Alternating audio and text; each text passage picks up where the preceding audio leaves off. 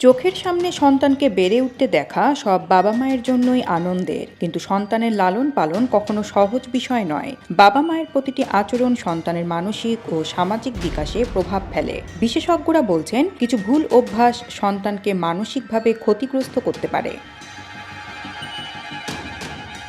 অতিরিক্ত শাসন একটি বড় সমস্যা। অনেক বাবা মা ছোট ভুলের জন্য সন্তানের ওপর কঠোর শাস্তি দেন। এর ফলে শিশুর আত্মবিশ্বাস কমে যায় এবং অভিভাবকের সঙ্গে সম্পর্ক দূরত্বপূর্ণ হয়।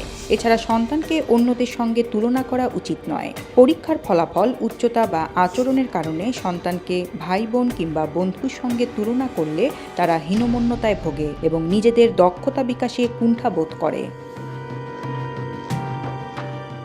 বাবা মায়ের উচিত নিজেদের ভুল স্বীকার করা। শিশুর কাছে ক্ষমা চাওয়া বা ভুল স্বীকার করা লজ্জার বিষয় নয়। এতে সম্পর্ক আরও দৃঢ় হয় এবং সন্তান শেখে যে ভুল করা স্বাভাবিক।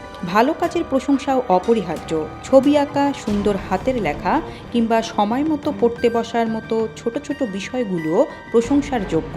এটি তাদের আত্মবিশ্বাস ও আগ্রহ বৃদ্ধি করে।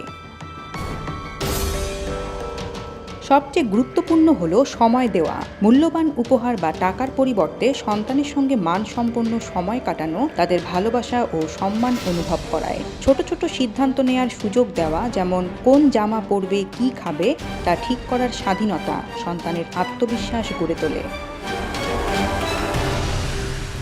সবশেষে সন্তানের সামনে অন্যের নামে নেতিবাচক মন্তব্য করা থেকে বিরত থাকা উচিত। তবে কিছু বাস্তব বিষয় সন্তানের সঙ্গে শেয়ার করা যেতে পারে। বিশেষজ্ঞদের মতে, সন্তানের জন্য ধৈর্য, ভালোবাসা এবং সঠিক পথ নির্দেশই হচ্ছে তাদের মানসিক ও নৈতিক বিকাশের মূল চাবিকাঠি।